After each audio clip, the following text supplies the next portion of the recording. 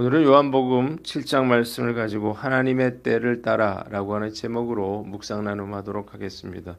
먼저 1절로 6절 말씀인데 6절을 봅니다. 내 때는 아직 이르지 아니하였거니와 너희 때는 늘 준비되어 있느니라고 했습니다.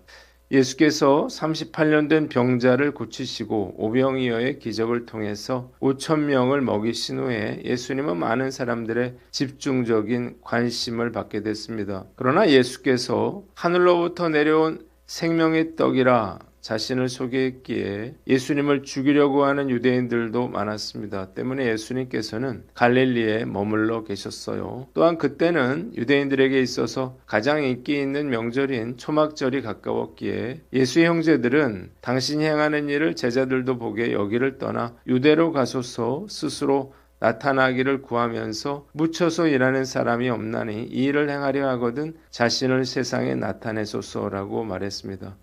놀라운 표적을 행해서 자신을 드러내라는 거예요. 그러나 형제들이 이렇게 말한 것은 사실 그들도 예수를 믿지 않았기 때문이었습니다. 예수님은 이들에게 내 때가 아직 이르지 않았다 말씀하심으로 이를 거절하셨습니다. 본문이 우리에게 주는 교훈이 있는데 때를 기다리라는 거예요. 예수님께서는 자신의 때를 분명히 알고 계셨고 그 때를 기다리셨습니다. 제자들의 부추김에도 결코 경거망동하지 않으셨어요. 자신의 때를 알고 그 때를 기다리는 것은 너무나 중요해요. 꽃도 열매도 피어나는 때가 있는 것입니다. 가끔 이상난동으로 인해서 1, 2월에 꽃이 피는 경우가 있는데 이런 꽃들은요, 꽃샘추위가 오면 반드시 얼어 죽게 되어 있습니다. 때를 기다리지 못하기 때문인데요. 때를 기다릴 줄 안다는 것은 나 자신을 다스릴 줄 안다는 것이고 하나님께 순종할 줄 안다는 것이며 하나님을 신뢰할 줄 안다는 것을 의미하는 것입니다. 비록 지금은 힘들고 어려워도 한치 앞도 보이지 않더라도 주님께서 일하실 때가 반드시 온다는 사실을 믿고 때를 기다려야 합니다. 서두르면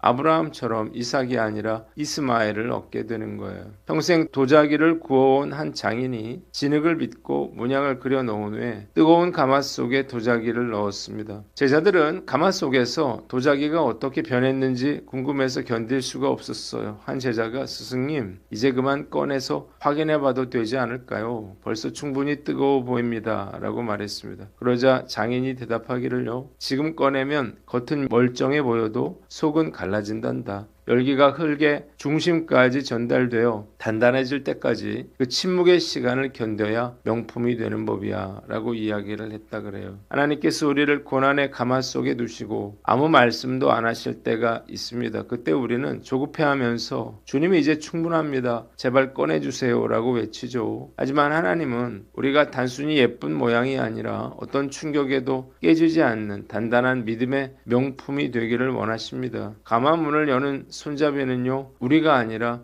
하나님이 쥐고 계십니다. 주님이 그 문을 여실 때 우리는 비로소 찬란한 빛깔을 내는 보석 같은 존재로 나오게 될 거예요. 저도 오랜 시간 동안 하나님의 때를 기다려왔는데 하나님의 때가 있음을 믿고 인내와 믿음으로 주님의 때를 기다리는 저와 여러분들 되시기를 주님의 이름으로 축원합니다. 두 번째 7절 말씀인데 세상이 나를 미워하나니 이는 내가 세상의 일들을 악하다고 증언함이라고 했습니다.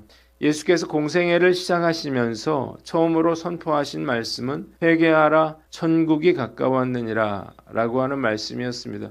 이 말씀은 그들이 죄인임을 전제로 하는 말이었어요. 왜 유대인들이 그토록 예수님을 죽이려고 혈안이 됐을까요? 예수께서 바리새인들과 서기관들의 위선과 죄악들을 성토하셨기 때문입니다. 외식과 거짓에 빠져있던 그들을 책망하셨기에 예수님은 그들로부터 미움을 받으셨습니다. 본문이 우리에게 주는 교훈이 있는데 핍박을 각오하라는 거예요. 기독교 역사를 돌아보면 기독교가 핍박의 종교였음을 알게 됩니다. 한 나라가 복음화되기까지 수많은 사람들이 순교의 피를 흘렸습니다. 우리나라도 마찬가지예요. 얼마나 많은 사람들이 단지 예수를 믿는다는 이유로 죽음을 당해야 했는지 모릅니다. 예전에 서산에 있는 순교지를 가봤는데요. 그곳에는 기독교인들을 패대기 쳐서 죽인 바위가 있었어요. 얼마나 많은 사람들을 그 바위에서 쳐 죽였는지. 바위에 스며든 붉은 피의 흔적을 지금도 찾아볼 수가 있습니다. 한 가정이 복음화되는 것도 마찬가지예요. 어느 가정도 쉽게 복음화되지 않습니다. 예수 믿는다는 이유로 수많은 핍박과 환난과 어려움을 겪어야만 합니다. 불신자들이 그토록 예수 믿는 것을 싫어하고 핍박하는 것은요, 자신이 죄인이라고 하는 사실을 인정할 수 없고 자신을 지옥에 쳐넣는다는 교리를 받아들일 수도 없기 때문이에요.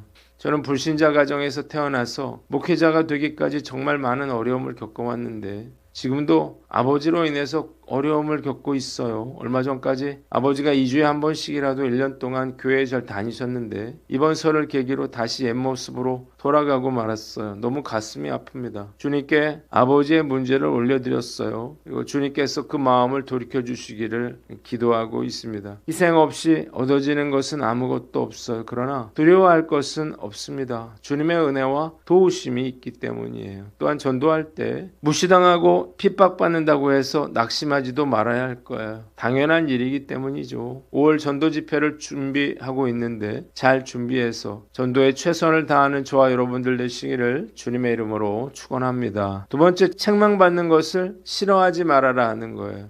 7절에 예수님은 세상이 나를 미워하고 죽이려 했던 이유는 세상의 일들을 악하다고 증언하기 때문이라고 말씀하고 계십니다. 처음에 예수님께서 기적을 베풀어 주셨을 때에 유대인들은 예수님께 호감을 가졌고 그들도 예수님을 메시아로 기대했습니다. 그런데 예수께서 성전 숙정을 계기로 반감을 품었고 예수께서 그들을 책망하시자 그들은 강력 반발하기 시작했습니다. 이제 기적을 베푸시는 예수님께서 메시아든 아니든 상관이 없어졌어요. 자신들의 잘못을 책망하는 예수님을 잡아 죽이려고 혈안이 되었습니다. 예수님이 책망하실 때 어떻게 해야 할까요? 즉시 회개하고 돌이켜야겠죠. 순종해야 하는 것입니다. 우리는 죄성을 타고났기에 죄인이라고 말하는 것에 대해서 심한 거부감이 있습니다. 성도들에게도요. 신앙생활을 잘못하고 있다고 말하면 강력 반발하기 쉽습니다. 책망받는 것을 사람들이 극도로 싫어하기 때문이에요. 성경에는 책망받기 싫어한 사람들이 나옵니다. 사울왕은 사무엘이 자신을 책망할 때마다 늘 변명을 했어요. 핑계를 댔습니다. 아마시아 왕은 자신의 잘못을 책망하는 선지자에게 어찌하여 맞으려고 하느냐라고 말하므로 그를 쫓아보냅니다. 반면에 다윗은요 달랐습니다. 나단 선지자가 책망하자 즉시 자기 잘못을 깨닫고 회개했어요. 사울은요 하나님께 버림받았습니다. 아마시아 왕도 하나님께서 그를 멸하시기로 작정하셨어요. 즉시 깨닫고 회개한 다윗은 하나님께서 그를 용서하시고 회복시켜 주셨습니다. 책망을 듣기 좋아하는 사람은 단 한 사람도 없습니다. 그러나 책망받을 때 어떻게 반응하느냐가 그의 인생을 결정하는 거예요. 전도하라는 설교를 들었다고 해보죠. 잘하고 있는 사람은 아무렇지도 않아요. 누가 문제인가요? 전도 못하는 사람, 전도하고 싶지 않은 사람이에요. 봉사하라는 말씀을 들을 때 잘하고 있는 사람은 오히려 기쁠 거예요. 누가 문제인가요? 봉사하기 싫은 사람이죠. 마음에 부담이 될수록 사실 그 말씀은 나에게 주시는 말씀으로 들어야 하는 것입니다. 저 역시 책망받는 것을 좋아하지는 않지만요. 책망받는 것이야말로 오히려 하나님께서 나를 특별히 사랑하신다는 증거라는 사실을 알아야 할 거예요. 오늘 난 어떤가 스스로를 돌아보고 책망받을 때 즉시 돌이켜 순종하는 저와 여러분들 되시기를 주님의 이름으로 축원합니다. 마지막으로 8절로 13절인데 13절 말씀을 봅니다. 유대인들을 두려워함으로 드러나게 그에 대하여 말하는 자가 없더라 그랬습니다. 예수님은 초막절에 제자들을 먼저 올려 보내신 후에 갈릴리에 머물러 계시다가 자기를 나타내지 않고 은밀히 예루살렘으로 올라가셨습니다. 초막절에 모인 유대인들은 화제 인물인 예수님을 찾았어요. 그리고 예수님에 대해서 어떤 사람은 좋은 사람이라 말하고 어떤 사람은 무리를 미혹하는 자라고 말했습니다. 그러나 그들은 서기관들과 바리새인들과 같은 유대 권력자들을 두려워하여 드러내놓고 예수에 대해서 말하지 못했습니다. 본문이 우리에게 주는 교훈이 있는데 담대하게 예수 믿는 자임을 드러내라는 거예요. 많은 크리스천들이 자신이 예수 믿는 사람임을 밝히는 것을 주저합니다. 이유가 무엇인가요? 이로 인해서 불편한 관계가 될 수 있고 손해를 감수해야만 할 수도 있기 때문이에요. 특히 요즘같이 교회가 욕을 먹고 있는 상황에서는 더욱 그렇죠. 우리 교회 승합차에 자석 스티커로 된 교회 마크가 부착이 되어 있는데요. 예전에 휴가를 갈 때에 교회 마크를 떼고 가고 싶은 마음이 들었어요. 휴가 기간만이라도 좀 부담 없이 다니고 싶은 마음이 있었기 때문이죠. 사실 교회 마크를 달고 운전을 하게 되면요, 매우 조심하게 됩니다. 신호 위반을 해서 걸리거나 접촉사고가 나게 되면요, 부담스럽기 때문이에요. 이런 상황에서 목사님이세요? 라고 하는 질문을 받게 되면 매우 곤혹스럽겠죠. 그런데 어느 날 교회 마크를 뗐다 붙였다 하는 것이 참 구차하다라는 생각이 들었어요. 교회 마크를 뗐다고 해서 다르게 운전을 할 것도 아니었고, 제가 목사라고 하는 것을 굳이 숨길 필요도 없겠다는 생각이 들었기 때문이에요. 그 이후부터 자유함을 얻게 되었습니다. 내가 예수 믿는 사람임을 감추려 하지 말아야 할 거예요. 비록 불편해지고 손해를 감수해야 한다 하더라도요, 예수 믿는다고 하는 것을 밝히고 드러내야만 합니다. 그래야만 예수님을 전할 수 있을 거 아니겠어요. 예수님의 십자가와 부활 사건 이후에 제자들은 오히려 담대하게 예수님을 전했습니다.